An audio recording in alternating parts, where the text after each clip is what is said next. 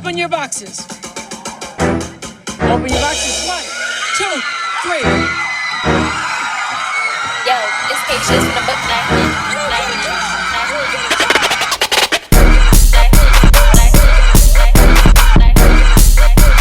This is the voice of reason.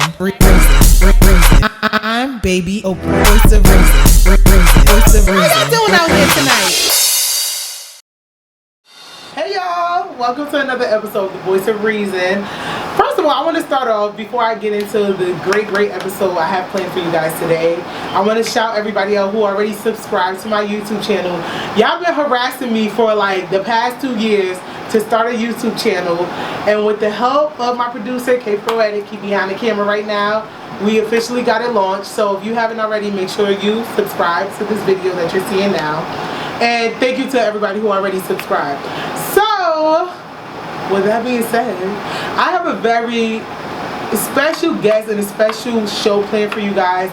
This show, or this topic that we're going to discuss this week, is very important to me because I, in a way, have experienced it. And I came across this wonderful, well, I thought it was an event, but like this wave of people, you know, being from East Orange, everyone was posting about this postpartum and me. And I was struggling with postpartum, and I'm like, well, I ain't know about what was going on. Like, I'm over here, like, going crazy in my room by myself, and there's other women out there who's essentially been going through the same thing. So I saw the flyers being posted again, and I felt the need to reach out to the creator of this whole trend, I want to call it, this whole wave that we're doing now. So I have a guest on the show with me who's going to engage in conversation. Her name is Nana. I want you to introduce yourself and just talk about Postpartum and Me and what made you start it out. Okay. Yeah, don't be shy. I told her don't be shy. We like family here. Okay, just make sure you project a little bit. Okay, my name is Nana, and my organization is called, well, my non-profit organization is called Postpartum and Me. I basically started the organization because I had went to a baby shower, and I knew I was, when I was going through it, like I didn't have nobody to talk to. And when I went to the baby shower, you know, a popular girl from Instagram sat next to me, and she was telling me like what was going on. She recently had her child, and I'm like, yo, I feel her spirit. I feel the sadness. I don't want her to think she alone. But how I started my nonprofit was when I got pregnant, of course, and I was cool with getting pregnant, but you know, at the time I believe in abortions, so I'm like, I got pregnant, I'm going to get an abortion, you know. So I'm like, alright. So but then my baby father was like, no, like don't get an abortion, you can keep the baby. He wanted the baby more than me, so I'm like, I was a little nervous because, you know, I'm African. So, in the African, you know, culture, we gotta get married. So I'm like, tag, like I don't want to get married, you know, or whatever. So I'm just like, all right, I'm gonna keep the baby. You know, everything was good, and I was like, you know, I'm a correction officer, so I'm like, well, I could take care of my baby. You know, I got it, and I've been there. At the time, I was there for like, I guess 5 years, and I'm like, I'm good, you know. So I was okay with having a baby. Then, you know, we're going a little fast forward into the story because we don't want to be here all day. 4 going on 5 months, my baby father cheated on me. Of the pregnancy or the... No, when I was pregnant. While you was pregnant. So 4 to 5 months in your pregnancy. Yeah, I was good. You know, I was happy thinking, oh, having a baby, you know. Girl. Even though he was 21 and I was 26. I was a little worried, but I'm like, no, he want the baby more than me. Forget it. We're going to be a family, you know? Right. And that was my best friend. So that's like, you know, my dog, my road dog. So when I was 4 months, going into 5 months, I found out he cheated on me. I don't know how long he was cheating on me. It could have been from the beginning. And that just took me to a dark place. So I became depressed. And, you know, every day, the only thing I would do, you know, during my pregnancy, I wasn't enjoying how, you know, you see everybody enjoying pregnancy. I just go to work and come home. I would cry every day. I would just be at work, my inmates looking at me like I'm tired, but I'm really, you know, teary-eyed, you know, eyes red, my captains, my sergeants, my co-workers, they didn't know what was going on. I went on break just to cry, you know. I would just sit in the bathroom for hours just crying and crying, and I was like, yo, like I'm really depressed, and like I didn't know at the time what was going on with me. I'm like, you know, maybe I'm bugging, so I just like sleep it away. I slept my pregnancy away. So we're gonna fast forward to my daughter's birth. My daughter was born February 18th, 2016. Ashanti Tamia Martin was born. And when I had her, I had an emergency C-section. And I had her, and they was like, "You want to hold your baby?" They probably thought I was like high or tired. I was like, no. But I didn't want to hold my baby because I'm like, yo, I just fucked up. You know, like I had a baby, like what the hell I'm doing? And like I'm the it girl, like I'm Nana from East Orange, so they're like, yo, Nana had a baby, she's not married. And, ooh, child, so you are like, it was just like telling me my life right now, girl. We are like soul sisters. Okay, good. It was just like mad pressure, so I'm like, alright, so we was not like my child's father. He was there to host even though he cheated, like I decided to stay. I'm the type of person, I'm not embarrassed about anything. Like my man cheated on me 5 times and I went back to him 5 times. I'm gonna let you know, like, yeah, look, it's my happiness. Yeah, right. Like, so if I want to be happy, I'm gonna be happy. Like if anything happened, I'll just say it. I'm not embarrassed. God gave me that gift. But when we was in the hospital, like he would do everything here. He wanted to go learn how to, hold her, feed her, everything. And when she was in NICU, because she had a fever, and I just was like, yo, I don't want to do this. But I didn't say nothing, So we took her home, and then every day, like, we'd just be home, and like nobody knew, like, while him and her would sleep, like I would be in the bathroom just crying, behind the door of the bathroom door, just sitting on the floor crying. Like it was times I tried to kill myself. It was times I tried to kill. I wanted to kill my baby, but I didn't tell nobody. So I started seeking professional help. I went to the therapist Tuesday and Thursday, but it didn't help. They tried to put me on medication, but I refused it for my own personal reasons. Cause I had a friend that went through mental health, and the medicine messed her up. Yeah. So, I just was like, you know what? Let me just thug it out. And I didn't like her at all. Like I just was like, what am I doing? So it wasn't up to 4 months. I didn't like my daughter. I didn't like my daughter for 4 months.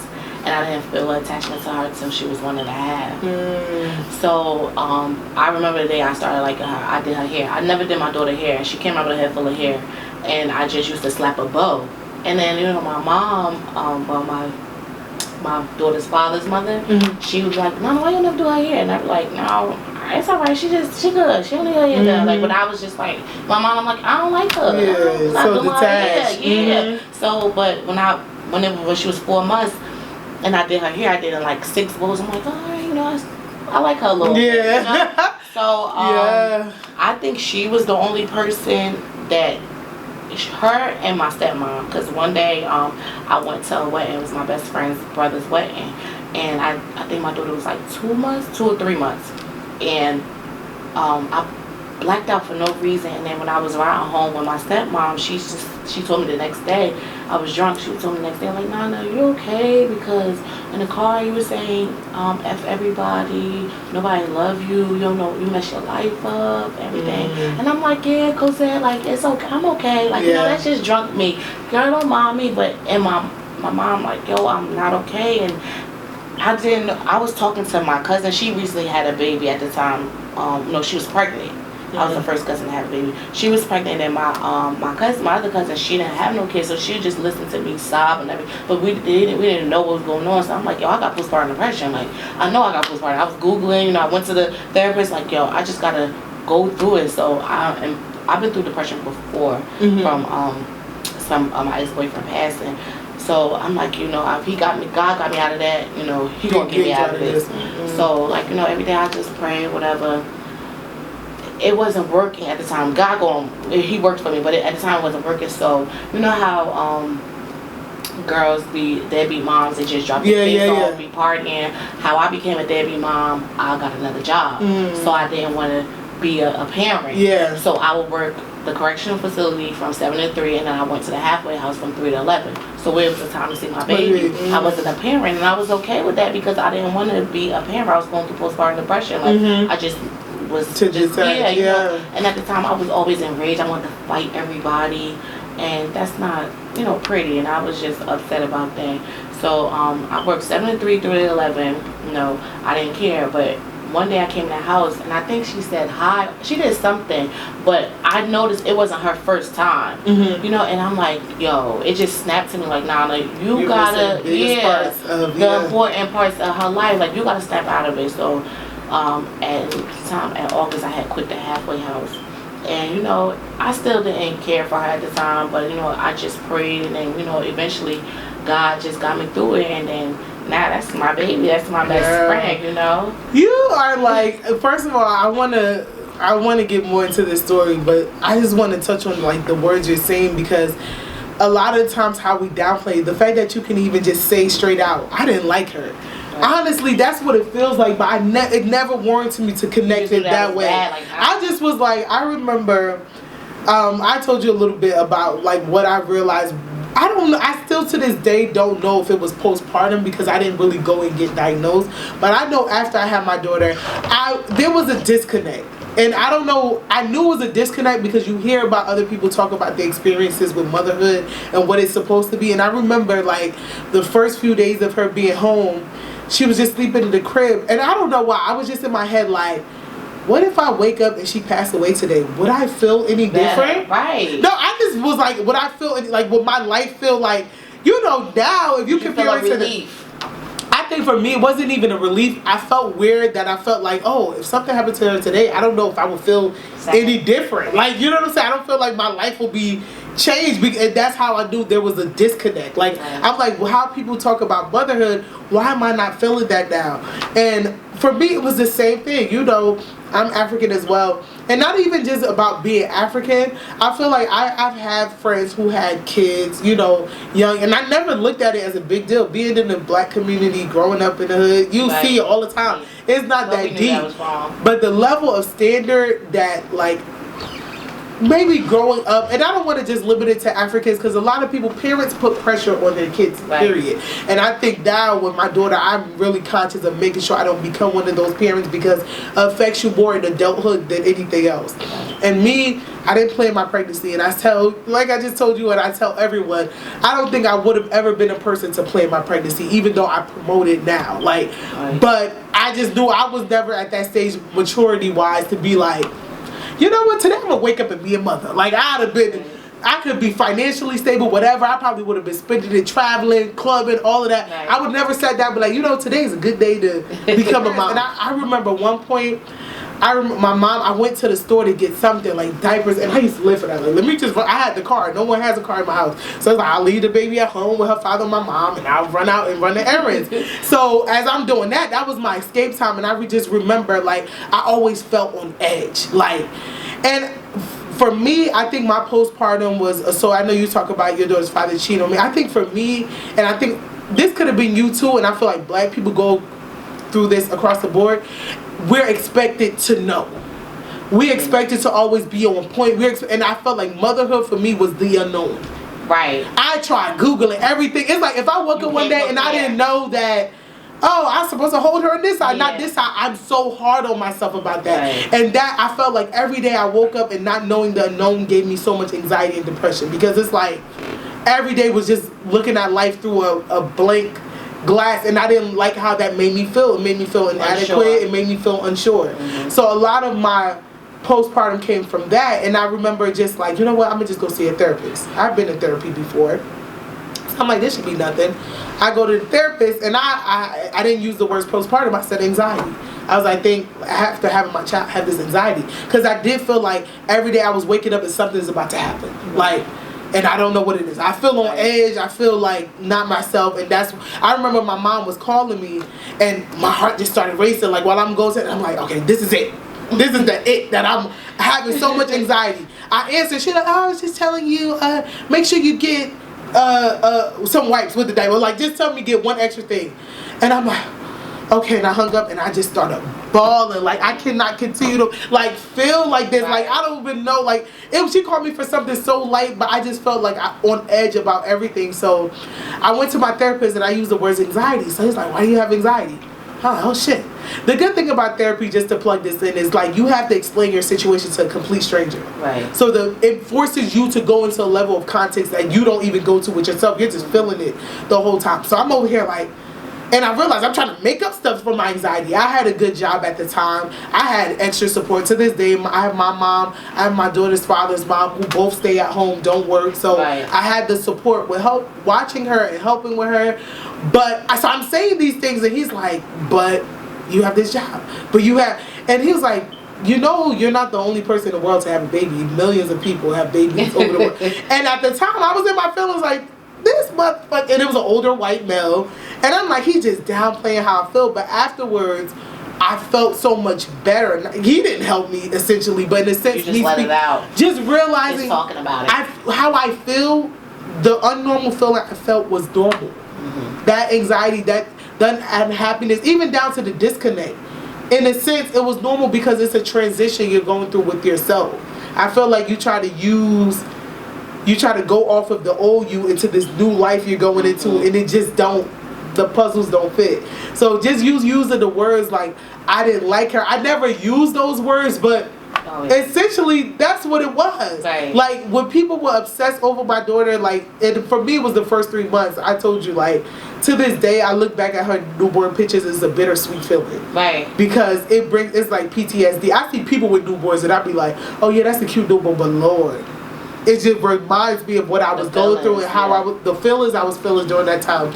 So for you with postpartum, your help, like, what was the help that you went to go get? Was it? Yeah, I went to the therapist, and they recommended I see him from Tuesday and Thursday, and he wanted to give me medication. I forgot what medication, but I didn't take the medication because I had a friend who went through mental illness, and I seen the medication mess her up. You know, so I didn't want to go through that. So I just started researching, like, to see, like, okay, what can I do? I just started talking more, you know, about it, and I started writing, and I like music, so I started, and that's why I always recommend to people, like, you know, get a journal, because when you write, you know, yesterday not gonna be as bad as today. Yeah. You know, or today might be better than yesterday, or probably be worse than yesterday. So reading it puts you in a sense like, wow, or look, Nana, you getting better, or look, I take it down, or, you know, release from the, you know, from everybody, and just, you know, go to yourself and talk to yourself, or talk to God, you know, to help you. But God got me through postpartum depression, and that was it. Like, nothing else, nothing more. God got me through postpartum depression. I think any form of depression, you just wake up and one day the sun just so happens to shine. There's no real. It's not like something in you 5 did. months it'll be done. It's you know, and then with starting the organization, as I keep telling my story, you know, it helps, you know, and then I noticed it helped other people when I started my Facebook and my Instagram page on Postpartum and Me.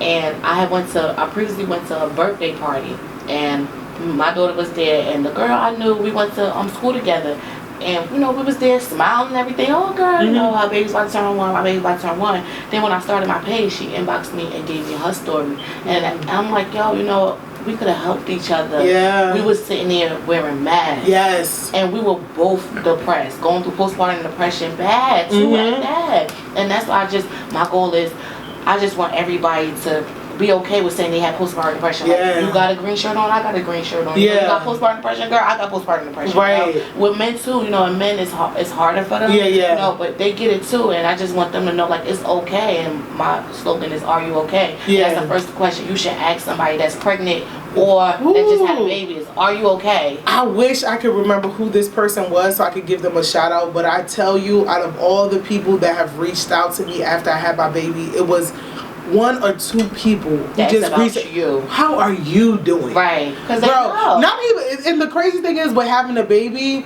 a lot of the conversation isn't even just how's the baby doing. Are you breastfeeding? What school? I have people asking me about my 1-day-old, what school I'm gonna put her in when she 4, and I'm just like, but that pressure, because in my mind I'm like, okay, now I gotta add that to my list of worries. Make sure you do. Am I gonna do her in private school? Am I gonna potty train? The girl can't even hold her head yet, and you got me worrying about all these other things. I feel like a lot of people use that mommy moment to just be like, look what I do. Do you do this? Like, it's like an initiation. They try to jump you in. Like, would you breastfeed your baby? Or you feeding this formula? Or you got wait. Oh no, get this. And let me tell you, my best, gratefully, 2 of my closest friends, they were there at the birth of my daughter, do not have kids, and they were my sanctuary, because it was like, I think it was about, not even just about me, just made me feel human again. We just sit and just, they was rocking out with me like it was me before I was pregnant. Like, we talking about people, we talking about reality shows, we talking about shit that I like to talk about before. It's not always to be normal. Exactly. You just want to feel human again, and I think that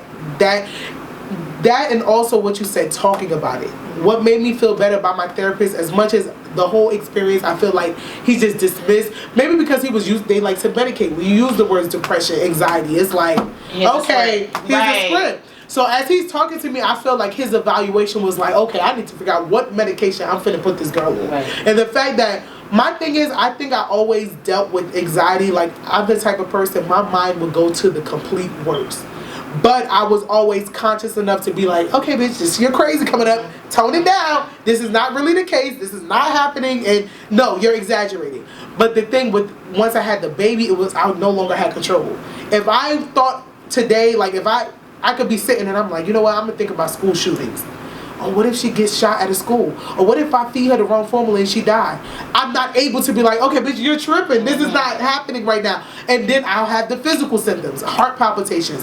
I'm crying now. I'm feeling anxious. I don't want to be around people. I'm gonna just sleep it off. So it's like, for me, talking about it, like, it, not even just to him, but when I told my friends, like, I was using the words depressed.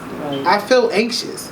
I feel unhappy. I'm crying. Just even talking about my experiences, even if you don't have the vocabulary for what it is, just being like, yo, bruh, the other day I didn't even feel like talking to nobody. Or I just, like, you know, I was crying all day. I didn't want to wake up to that. It made me feel so much better. I think with depression, the in denial part is what really makes the symptoms worse. Because we're conscious enough to be like, this isn't a normal feeling, so you try to downplay it. Like, you just think like you're bugging. You don't think like it's actually something. You know, because it's not a hormonal change. So you don't think like, this is maybe just like, yo, I'm bugging out. Why I'm bugging like this? You can't control yourself, and it just take you to a dark place. Like, that place, I don't want your worst enemy. Yeah, like, I will hug my enemies, you know, for that. Like, I don't want nobody to feel that pain about postpartum depression. That is so painful. Like, being, I just don't like it. I know, and it's so crazy because whenever I see, you know, new moms on my timeline, I just like to DM them, because one thing I always want people to know, I might not have the tools to tell you how you're going to get over it, because some of it could be situational, but I just need, this too shall pass. And one thing I was grateful for is that a lot of my loved ones, her father forced me to embrace it while me faking the funk. Like, take this picture. Oh, let's do this photo shoot. Let's go out for your birthday. And it's like, me also being a people pleaser, I'm like, okay, I'm going to just get up and go. And now I'm able to look back at it with all my joy of motherhood and her. I look back at it, even though I wasn't happy in the moment.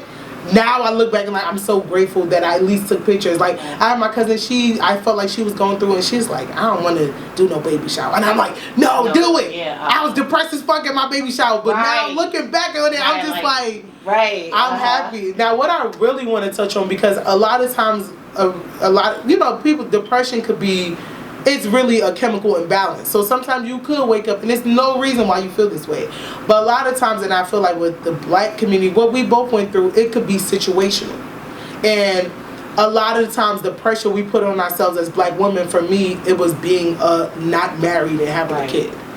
That was like the biggest, like, when I tell you, when I found out I was pregnant, for me, abortion wasn't an option because of how much her dad wanted it. So it put me to be the bad guy. So it was like, I wasn't thug enough to be like, I honestly, I was so disconnected from that whole experience. I didn't even feel passionate about it to even get to even consider abortion. It was just like, okay, somebody tell me how to walk. And at this point, once I found out I was pregnant, what are we doing from here? Because I don't know. And I remember every day, sometimes I'll talk to myself and I'm like, okay, I'm cool with this idea.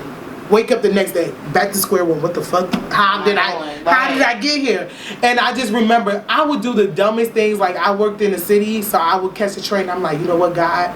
if you get me a seat on the train today, or if I see a person with a pink shirt, or if I see a person that limp, that means you want me to have this kid, and that's the sign. Like literally every day I just would wake up like, just give me a sign, give me a sign, give me a sign, give me a sign. And I felt like even when I would get the sign, I'm like, all right, 3 more signs, give me 3 more signs that this is it. And it was because of the unknown. Like I didn't know. You didn't know what was to happen. People talk about financial stability, your situation. It's bigger than that. Like I feel like for me, what I call motherhood is lifting a veil. Because before motherhood, it was so much that I endured that I didn't know was that much to me that I veiled over. Like just the type of person, I wasn't a vulnerable person. I was such a closed off, and I was a mass person. I'm a happy friend. I'm this. Right. And once I just think growing a baby inside and having the baby, it's like, oh no, bitch. Because I feel like motherhood takes a certain type of vulnerability, and the way vulnerability works to me is not a switch you can turn it off. You know what? I'm gonna be vulnerable for my friends, but I'm gonna cut my vulnerability off for my no.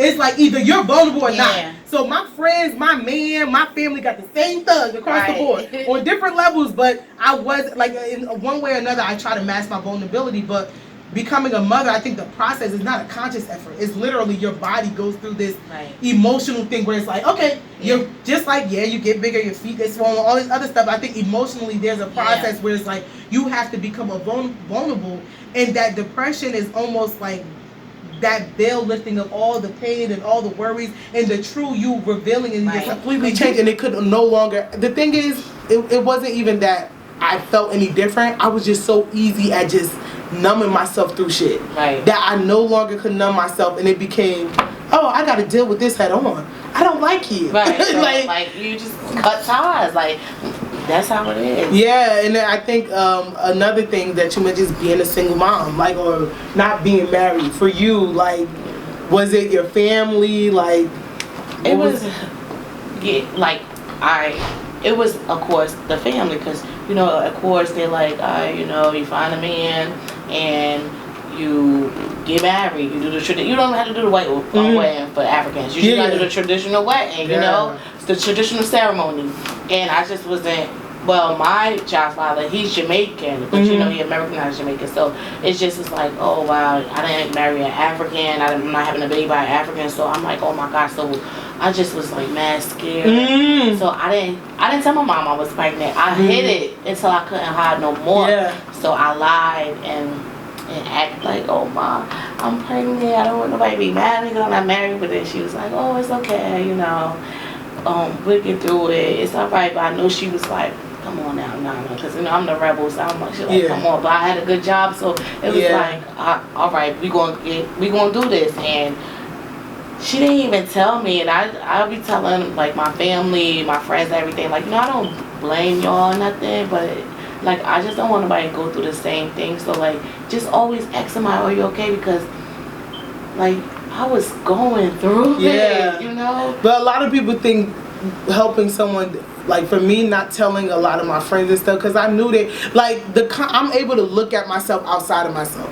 So if I took this step outside of myself, I was able to be like, you see how people look at you. Like, a lot of people, you seem like a strong person, so they would have been like, bitch, you're tripping. They thought I was, it ain't that deep. They thought nothing was wrong with me. They just thought I was distancing myself, and I just was tired. I'm a tired person, but they just thought, oh, she just want to go to sleep. She was distancing herself, and they say I'm mean, so they just like, oh, she just got meaner, you know. But and I was going through it, and I just, I'm not one to be like, I show my feelings, but I don't show them.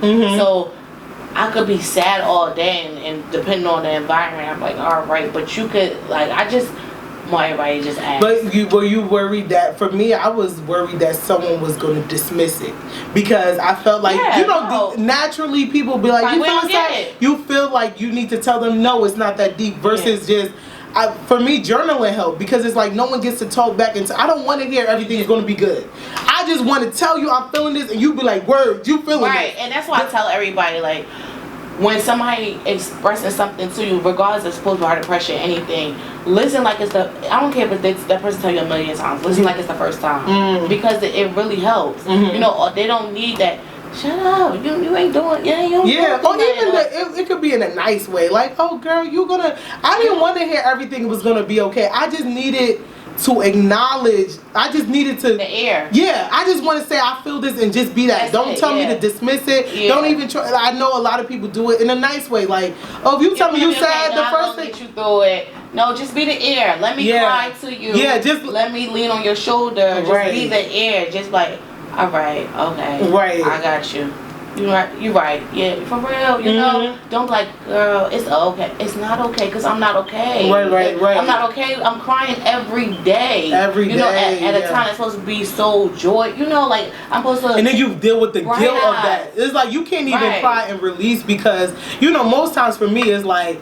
I used to cry every 2 business months, and it's like, oh, I just need to cry. I haven't cried. But for that, whenever I would cry, whenever I would be in my sadness, I'll feel guilty afterwards. Because once again, it's supposed to be the happiest time of your life. Yeah. So you associate it to your kid, and then you feel like an even more. Right. I used to be looking at people on Instagram and Facebook like, they is lying about they liking their kids because this is not. I think like the kid represents so much when you in depression because it's the factor that lifts the veil. Right. So everything that you're feeling, you associate to the kid because a lot of the things that you're feeling, it's things that we suppress from childhood that we don't have the words for. Right. Because as a kid, things that you undergo, things that you see, it might not be huge experiences like something you witness a murder, but as you go, what builds character is experiences that you have. It could be the smallest experience like, oh, someone yelled at me. You don't process it like that, but it creates an emotion that goes in a place that you don't never revisit. Right. So it's like for me having a kid lift the veil to these feelings that don't have words or even experiences to associate it with. So what you going to associate it to? Right. Your kid. The one thing that you can physically see and process now. So it's like, I'm feeling not proud of myself. I'm feeling like a failure. Right. I'm feeling like this. And one thing it taught me was, as much as I'm a sad, I always say, I don't care what nobody think about me. I'm misconfident. Motherhood and pregnancy, all of that made me realize how much I care about what people think. Exactly. How much I cared about what people think. And knowing that and also having to sit with that was such a ugly feeling. Right. Like you wouldn't think about it then until you're like, wait, I'm sad because I think I'm not good enough because of society. Yes. So you're like, wait, but I'm the one who's like, I don't care what nobody got to say. Right. But it is the truth. You really care, but you know what it is? It forces you to, what the word they use, reparenting. Because a lot of this is standards you grew up around. Right. You don't realize that you adopted that much, but even for me, I hid my pregnancy from my mom until, I'm telling you, I was throwing up in bags in my room, in the shower, throwing all the faucets, flushing the toilet, putting the sink on, and just throwing up. And I'm like, at one point I had to tell my boss, my managers and stuff like that. And everyone I told, I felt like a 10-year-old girl going to tell people that I'm pregnant. Like I'm not a grown ass woman paying taxes and paying my own bills. And I'm like, this is a problem. Like I was like when I would tell people and they're like, oh, okay. And I'm like, no, you're not judging me. Like I really felt 16 and pregnant. Like, but why? Because you wasn't married or something? No, it's the association to caring about what people think. Me telling people was like, okay, you think the worst. Like, they're about to judge me. But it's like, you're putting these standards on yourself. Right. When I told my mom, though, well, my daughter's father, we all came. It was like a family meeting, which is weird as hell. I'm like such the black sheep in my family is such a secret. I don't want to say secretive, but I'm more a closed off person. I'm not like, my business is my business, not for any particular reason, because I'm not comfortable with being vulnerable with everyone. I just deal with a lot of things on my own. Like, so to have that conversation and like being African, I remember my sister's husband, he's an OD African. So the way that he even told her was in a real African way. Like it was like third person, like we're here. He was speaking in metaphors and I speak my language, but I didn't even understand what he says. I'm like, did he tell her? Like what did he do? Because he was using metaphors and all of this shit. And then at one point he was like, yeah, so now you guys have to get on your knees and like, whatever, like get on your knees and ask her for your forgiveness because you have a baby out of wedlock. Mind you, my daughter's father hood as hell. He was down for whatever. Like, all right, well, we got it. And I'm not doing that. Like, but like, you know, she was like, no, y'all don't have to do this. She was like, listen. She was like, you know, as long my mom always told me, you have a kid, you know who the father is, then you have that kid. That kid is not like, that's a blessing kid, whatever the case is. So, but she was like, I would say this. I knew my biggest thing was marriage. Because for me, it was like, I'm not finna get married because I had a baby. Right. Me and my daughter's father was nowhere near thinking of marriage. Before this kid came, I'm not finna be one of these chicks. That's just not authentic to me. Yeah, like that's not me. Like, and mind you, it was a point my mother would go to my daughter's father and say, okay, Matt, when you think you want to do the wedding? And he'd be like, yeah, I'm looking at him like, don't play with, because I ain't marrying you, fool. Like, we at that point it became a something for me to prove a point. And I think that's something with coming to terms with postpartum and just the sadness you feel with motherhood, the need to come into your own identity and live for yourself. Motherhood is what you make it. It's based off of who you are, not what people want you to be. Right. So for me, standing my ground came a point. After I got through the whole disconnect with my daughter, it's like, I'm a mother now. Like, even when I'm at work, something that don't even got nothing to do with my mother. Somebody talks to me a certain type of way, like at work, I'm just like, hold up, I'm somebody's mother. They finna sum me right now. Like, my daughter would not be thinking her mama a punk. So it just forced me to be more strong and more stern in who I am. It forced me to figure out who am I first. Right. So that I could sit with confidence when I let somebody know, oh no, this is how we doing it. For you, what do you think was the hardest part as far as the image of what you thought you were supposed to be, or what your life was supposed to be for motherhood versus what it was? The hardest part was just accepting the fact, like, I didn't like my daughter. Mm-hmm. Like, I knew it, but just realizing, like, I didn't like my daughter, and I just was like, what am I gonna do? Like, am I supposed to fake it this whole time? Because me, I'm the auntie that all the kids love. You know, before I always took the kids everywhere. Like, before I had my daughter, everybody kids, oh yeah, taking her to Nana house, she gonna watch them. We gonna go out, she taking her to Nana house, she gonna watch them. So I'm thinking, like, yo, when I had my baby, you know, everybody was like, oh, you gonna be a good mother, you gonna be a good mother, you know, because you always got the kids. So I'm thinking, when I had my baby, you know, it's gonna be me and her. And it wasn't like that. Like, it was her and her dad, you know. And even with the postpartum depression, at one time I became jealous of her because they were so close. Like, and I was like, even though I'd be like, what the hell? Why was I jealous of my baby? But it's like, damn, like, he don't even be talking to me. Like, as soon as he come in, hey T, hey T, and it's like, what about me? You know, like, what about me? But that's just a part of it. So I had to, like, snap out of it. But that's the only thing. That is so real. For me, it was like, I think I was trying to live off of his relationship with her. So it was like that energy, I was feeding off his energy. He was so obsessed with her. I'm like, yeah, let me get a little bit of that obsession, feel this. But it wasn't until, what people don't realize, I think a lot of people put emphasis on the family structure, whereas, like, no, every child gets one mother, one father. Whether the father is in the life or not, you have to be a mother. A man wanting to be with you, a man being in his daughter's life, speak nothing to the mother you are with this child, especially having a daughter. Like, because you're a reflection of her, she's a reflection of you. So for me, after I had gone through my phase, I just like had cut everyone off. I was just in my own cocoon, and it forced me to have my own relationship with her. Like, the whole time, I think through my whole pregnancy, I was living off of his relationship with her and essentially the idea of family. When it's like, that has nothing to do with, you can have the perfect family and the worst mother-daughter relationship, or the worst mother-father relationship. To perfect the relationship a mother has to have with their child is a whole completely different thing. And for a lot of people, it's different from saying, like, how I would have never planned motherhood. But for me, it opened up so many doors that has nothing to do with motherhood. Like, the woman that I needed to be today, at my age, it makes you, I wouldn't have been that. Better, right? People think age is okay with what you have. Age-wise, just not even, a lot of times we put, for especially being African and growing up in a household where the image is what matters. Fuck what you got going on inside. Yeah. Long as you everything is put together. So I was the kid. I was the first to go to college. I was always the one with good grades.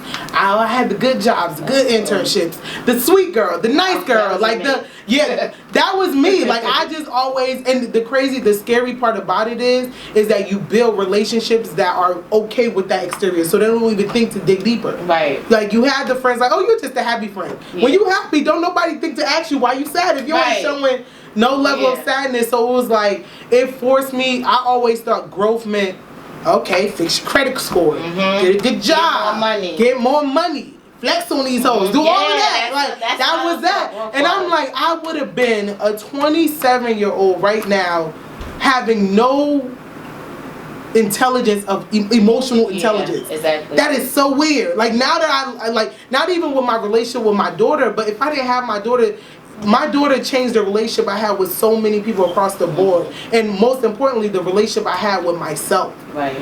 Before having her made me reflect on how much I didn't love myself. Just thinking about the things of how much I care about what other people think.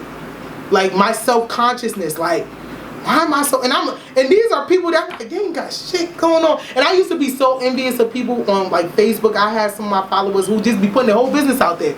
And people like, why they put, I'm like, yo, I envy her. Wow. I envy the freedom you have to be okay to do that. No, I don't think it's freedom. I think it's attention seeking. To a certain degree. Now, if you coming up every day talking about a problem that you kept going through, and it's like, baby, at this point, it's a choice. But I mean, for people that, especially people you don't think is going through that, of course, on social media, people put their best foot forward, so you don't think nobody going through shit. Right. But when somebody, not even a whole status about their life, but when somebody just put, like I know a lot of people who were with their daughter's father, and then like they weren't together no more. They'll just they won't put we not together no more, but they'll put something that hint that they're a single mom. They own it, and I'm just like, how you do that? Like, I'm envious of that, and that made me self-reflect for myself. Like, yo, why are you, like, it just opened up this door of self-consciousness that you realize you have. That it's like, at a certain age, you ain't gonna be able to accomplish shit if you still think about what other people think. Yeah. And then to have a child and be that type of person, like one thing I'll say with the African culture being so big on image, people don't realize how much that fuck up their kids. The last thing I never want to experience is not to know my child. Like for me, everyone's like, you're like with my family being big on marriage, I think they assume you saying you're not married now, you don't want to get married because you want to hoe out here. Nobody asks why. Right. Nobody asks you why for anything. So it's like they just have this assumption, and it's like I don't feel comfortable just bringing it to you because I'm not gonna speak my feelings. Or they probably think like, oh, he don't want to marry her. What's that? Even though it's you don't want to get married, but they be like, dang, he don't want to marry her. Exactly. Like, why he ain't marry her? Like, and then you carry that everywhere you go, because then now you feel like you see someone with the baby, you feel like you gotta explain your whole life story. Like, okay, well the child father is here, but we're like, you feel, and a lot of times realistically, no one gives a fuck. Realistically, everybody's going through their own shit. Everyone's going through life, period. Yeah. No one cares. Going through everything, but people just put on an image of like, oh, I gotta do this. I gotta do that. So you gotta live up to that. So I think a lot of, for black women, I feel like, sometimes we don't associate it with, for me, I didn't associate it to postpartum at the moment because it was like, we associated to all these false expectations we have of ourselves and what we need to be. So instead of realizing, bro, you here crying every day because you're really depressed, you like, I'm crying every day because I'm a single mother. I'm crying every day because my man is not here. I'm crying every day because, no. That's what we're so quick. I think why black people don't really take mental health serious is because we always associate it to something. Yeah. We associate it to something that's really just the effect of the depression. Yeah. It's not really what's causing it. It's just something that physical that we could attach it to, so we don't really deal with our mental health the way we need to. Girl, I feel like we could talk about this all day long, but I really, really want you to plug in, like, just all the postpartum sessions that you have and the big one you're having in May. Okay. When can we expect those? Oh, I have a group therapy session. Well, I say support group session every last Sunday of the month. Okay. On 120 Rhode Island Avenue, East Orange. Mm-hmm. This one is from 2. Every Sunday, every last Sunday of the month. Every last Sunday of the month. Yes. Mm-hmm. From 2:30 to 3:30. What could people expect? Is it like it's just talking about? Yeah, we're just talking to your friends, you know. But you know, sometimes your friends can't understand, so you need to go be around people that understand, you know. Because I try to do that because I personally, if it was something like that for me, it would have never went that far with me. Not like my daughter until she was 4 months and didn't feel attacked until she was going to have, or me want to kill myself, you know, or me want to be a deadbeat mom, you know, getting a second job. Now, I probably would have been a better parent. I would have, you know, valued her turning 1 month, or her lifting up her head, her crawling. So that's why I just try to, you know, encourage support, because that's the number one thing you really need when you're going through postpartum depression. Support, you know, and support meaning like we talking about it, crying on my shoulder, not just okay. Even though I always say, you know, ask a person, do you need your laundry done? Let me do the baby, wash your baby clothes, you know. But just support as like, yeah, girl, I can't take it no more, you know. Yes. Not just okay, all right, I'm gonna come there, I'm gonna fold the clothes for you, but we just need to stick together, you know. Right. A community, like really be a community. Right? This is huge. I'm surprised I got through this whole episode without crying, because this me too. isn't, maybe because we felt each other vibe, but I just want to leave this off by saying anybody who think they may be dealing with postpartum depression, there's sessions and things going on like this, but the biggest thing I want to leave y'all off with is just remember that this too shall pass. Right. Not to dismiss it, but if you would have told me while I was in my feels that this was going to stop, I would have like, you was a lie. Right. You was a whole lie. It's no way. Like, the connection I have to my daughter now, I would have never thought. I thought even though I couldn't associate it with not caring for her, it was just like, the way people talk about motherhood, like, she'll lift her head, everybody in the house like, whoa, and I'm like, and you like, okay, whatever. Okay, I'm supposed to. When am I supposed to go? Because I don't be like, feel it's about time. Thank you. Yeah, it was the same experience when they brought her over to me. Like, you want to hold her, and I'm just like, let me fake this up. At some point, they're gonna have to take this baby off of me. I was like, I didn't cry, I didn't do any of that, and it shall pass, and it's normal. It's normal. That's the main thing. You got a white shirt on. I got a white shirt. You got postpartum depression. It's real. Understand, motherhood is not just about pushing the baby out or delivering a baby or having a baby. It's a emotional transition from, I want to say, girl, I don't care if you have your first child at 50 years old. You are a girl until you become a mother, because it allows you to just lift so many veils that you have within yourself. So it's a transition, and that those feels is a part of the transition. Allow yourself to sit in it. The best part about postpartum depression than any other depression, you really can't escape it as much as you want to. At some point, I feel like some people could have depression, drink their pain away. Some people do it with postpartum depression, but just in general, I felt like no matter which way I turn, at some point it was like, okay, I'm going this way. Here we go. The baby is there. Even if they're not there, I could be in a club and it's like, oh yeah, I'm a mother. I woke up every day, like for 10 seconds, not every day, but especially for the first few days where it's like, it didn't click. I mean, you pregnant for 9 months, that felt like 99 years. I felt like I was going to be pregnant forever. And it's a whole nother transition having a physical baby. So it was like, some days I wake up and I'm like, oh yeah, I'm a mother.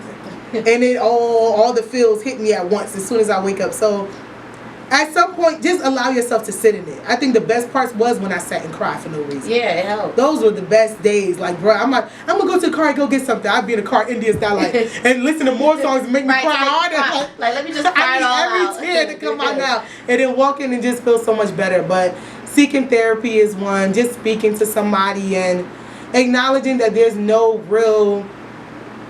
template on what a perfect parent is supposed to be. It's whoever you are. Like, I didn't like the mothers that would come to me and talk to me about, I'm not no girly girl. Don't ask me what pink I'm putting on my daughter today. I don't think that deep. I'm going to get her whatever clothes I see. If I think it's cute, I think it's cute. But, like, for me, it was like, I do pictures with my daughter. We took a trip to France. I was doing those type of things before I had my daughter. So when I started being able to do stuff like that with her, and just her personality is literally just like mine. Right. So it was like, girl, you is me. We could be that's like, your best friend now. Some days I might want to wake up and we're gonna learn your ABCs. Other days I might want to wake up and I want to be on Instagram. And guess what? She's gonna be right next to me looking at people's pictures like, you know, she's not gonna be sitting there like you an unfit mother while you on Instagram. She'll be right with me, like. And I want to just plug this in. One quote that really saved my freaking life. I was watching the show This Is Us. Mm-hmm. Did you ever see it? I didn't watch the whole thing, but it's a show called This Is Us. But it was a couple on the show, a married couple, who just found out they was having a baby. The father was like having so much anxiety. Like he had a good job, was like a doctor or something. I can't remember. But it was a point where he was like looking for diapers or looking for something in the store, and some random person came up to him and he was like, yeah, I'm about to have a baby. I'm so stressed out. Like, this is my first child. I don't know if I'm gonna be a good parent. He was like, listen, kids come with their own guide. They'll tell you who you are. You don't need to tell them what they need to be. You don't need to know nothing. They're gonna tell you what I need. And that's the kids. I could be sitting there stressed about, oh my God, what daycare I'm gonna put my child in. She'd be over there like, Cheerios? Bitch, I'm not worried about school right now. Like, and it's like, the other part I wanted to add is kids make you so present. Yeah. And I think that's where a lot of our stress and depression, always trying to be 5-10 years ahead. I always tell people time is man-made.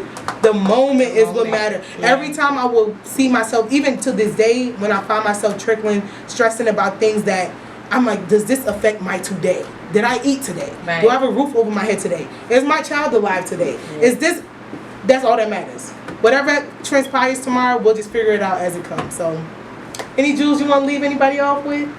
No, just follow my Facebook page, my Instagram page, Postpartum and Me. The and me is together. Instagram's postpartum_and_me. Oh, on your shirt. Oh, yes. Because she's going to give me one. I better get my shirt. I'm going to get you your shirt. I got it. That's a really cute show. Thank you so much for sharing your story, girl. I needed it. Thank you for having me. So I know a lot of people need it. Make sure y'all subscribe to the video and see you guys next week.